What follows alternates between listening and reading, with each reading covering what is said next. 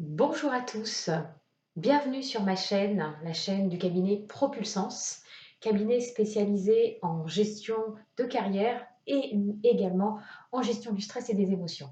Alors, je m'appelle Hortense Despomard, je suis coach professionnel certifié et aujourd'hui, je vais vous aider à gérer votre stress et vos émotions.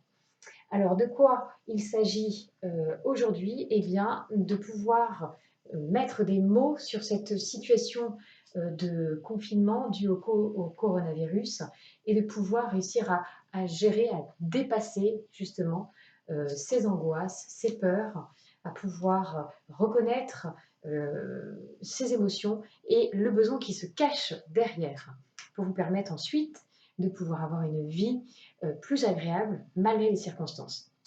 Alors la première question qu'il faut que vous vous posiez, c'est déjà d'identifier la situation qui vous stresse. Donc aujourd'hui, il s'agit donc du coronavirus, le Covid-19. Voilà un peu ce qu'il en est. Situation stressante, le coronavirus. Ensuite, la question qu'il faut se poser, c'est pourquoi est-ce que j'ai peur aujourd'hui du coronavirus? Quelles sont mes peurs par rapport à ce virus?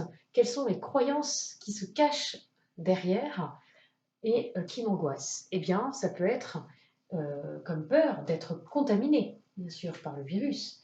Ou alors, avec cette situation de blocage au niveau économique, de perdre son travail, de perdre sa rémunération, ou encore au niveau social ou sociétal, de perdre un proche, de perdre sa famille, de perdre ses amis. Donc, prendre conscience de la situation, prendre conscience de ses peurs et des croyances qu'il y a derrière, et ensuite de pouvoir identifier, ressentir l'émotion que ça vous procure et le comportement que ça engendre avec. Donc ça peut être un comportement d'agressivité vis-à-vis de mon entourage. Je me sens angoissée, du coup, je vais réagir avec violence face à certaines personnes.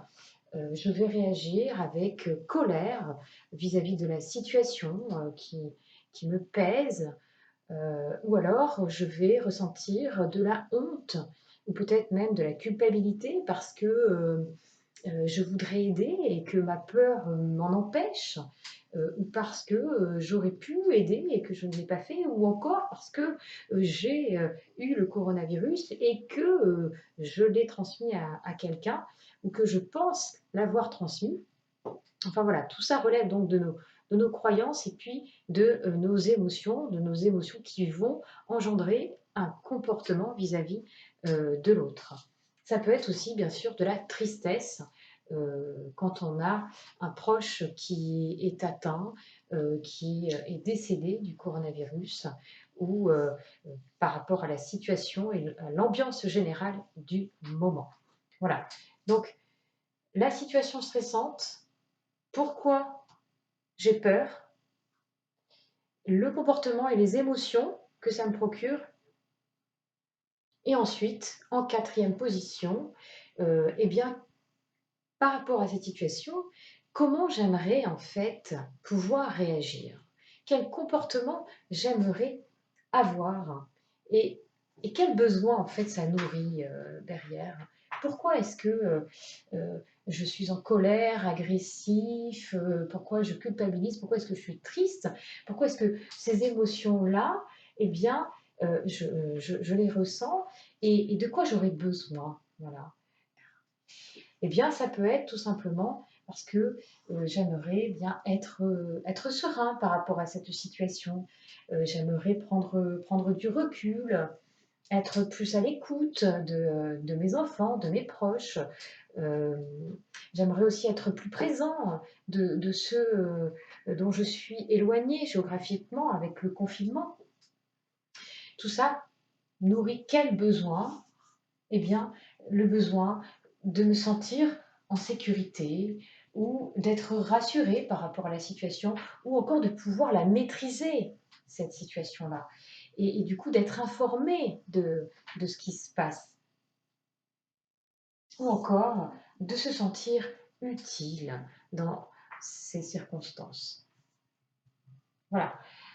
J'identifie mes peurs, le ressenti, le comportement et derrière cette émotion, eh bien, se cache un besoin qui amène du coup forcément une action à accomplir pour répondre à cette partie-là, la partie sur les actions. Donc elle se décline en deux zones, les actions qui sont dans les zones d'impact et les zones hors impact. Alors les zones d'impact, c'est ce sur quoi je vais pouvoir agir. Et les zones hors impact, c'est ce sur quoi je ne peux pas agir. Alors par exemple, eh bien, je vais pouvoir agir justement sur mes émotions, je vais pouvoir agir sur mes comportements en mettant en place des actions qui vont me permettre justement de me détendre, de me ressourcer, de prendre du recul en nourrissant justement mon intériorité pour retrouver une certaine euh, sérénité intérieure. Donc prendre du temps pour nourrir son intériorité, se ressourcer, mettre en place des actions sur lesquelles je peux agir moi pour modifier mes comportements avec mon entourage, modifier mes émotions et essayer de prendre un peu plus de recul. Donc ça, je vais pouvoir agir dessus et je vais mettre en place des actions très concrètes.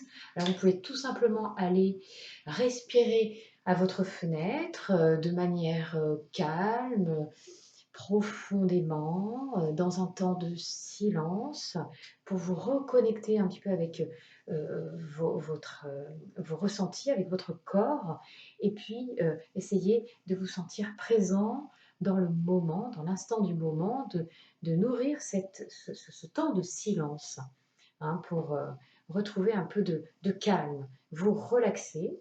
Et puis prendre l'air, faire du sport, c'est autorisé à proximité de son domicile. Donc je décide de me ressourcer. Et pour me ressourcer, j'ai besoin de me réénergiser, j'ai besoin de me défouler. Donc je vais aller faire un footing par exemple, pas très loin de chez moi, ou alors je fais une séance de fitness dans mon jardin, à mon balcon, la fenêtre ouverte dans mon appartement, mais j'ai besoin d'être dans le mouvement, d'être dans la dynamique pour justement trouver ce ressourcement. Donc, soit un temps d'intériorité, de pause, de silence, soit un temps où je vais me défouler, me réénergiser, me ressourcer avec du sport. Voilà, ça peut être aussi donc la zone impact, sur quoi je vais pouvoir agir sur eh bien, mon organisation de travail, sur mon planning, sur ma charge de travail, sur mon temps de travail, et puis sur ma prise d'information aussi. Si l'information à la télévision, à la radio, dans les journaux, eh bien, me stresse ou m'angoisse, eh bien, je vais décider justement peut-être de ne pas regarder tous les jours les informations ou de ne pas écouter tous les jours la radio. La zone hors impact, eh bien, donc, je le rappelle, c'est ce sur quoi je ne peux pas agir, c'est-à-dire, eh bien, le coronavirus. Il est là, eh bien, il faut pouvoir faire avec, il faut malgré tout avancer, il faut pouvoir mettre en place des actions qui vont quand même nous permettre de continuer à vivre malgré ce coronavirus tant qu'on n'a pas encore trouvé de solution. Alors, les actions qu'on va mettre en place dans ces zones hors impact, on va les appeler des actions confort, c'est-à-dire que c'est des actions qui vont permettre de supporter plus confortablement une situation sur laquelle je ne peux pas agir. Alors ça va être quoi, par exemple? Eh bien, tout simplement, de me protéger de ce coronavirus en respectant les mesures barrières. Ça va être également de pouvoir réinventer, par exemple réinventer, imaginer de nouveaux modes de travail. Donc là, on va, comme certains le font déjà, eh bien développer, le travail à distance, le télétravail, le téléphone, les visioconférences, les échanges sur les réseaux sociaux. Voilà, donc je vais mettre en place ces actions confort qui vont me permettre de continuer à avancer, de me sentir mieux vis-à-vis de la situation par rapport à mon travail. Je vais mettre en place une nouvelle organisation, un nouveau mode de travail pour continuer malgré tout à pouvoir travailler, à pouvoir échanger. Je vais me protéger en respectant bien sûr les mesures barrières qui sont préconisées et puis également j'ai quand même encore besoin de communiquer, de partager des choses, d'échanger puisque nous sommes des êtres de relation, nous ne sommes pas faits pour être seuls, donc la relation à l'autre est importante. Alors comment je fais pour ne pas être stressée par rapport à cette peur de ne pas, interagir avec l'autre? Eh bien je vais mettre en place des moyens de communication, comme je l'ai dit tout à l'heure, avec, les réseaux sociaux, avec Skype, WhatsApp, enfin toutes les applications, téléphonie mobile ou autres qui existent pour être en interaction avec les autres. Et puis de nouvelles formes de partage aussi, pourquoi pas communautaire. On voit en ce moment des formes de partage de solidarité vis-à-vis des soignants, où tous les soirs, des personnes se mettent à applaudir à la même heure, où on sent cette cohésion entre tout le monde à un temps donné, à une heure donnée, pour une même cause, pour soutenir les soignants. Donc ça peut être des nouvelles formes de partage où on se sent utile, où on se sent agir, où on se sent faire partie du même bateau et du coup ça peut rassurer, ça peut apporter un sentiment de réconfort en tout cas. Donc voilà les actions confort qui peuvent être mises en place. Ce sont des exemples. Après, à vous de trouver celles qui vous correspondront le mieux.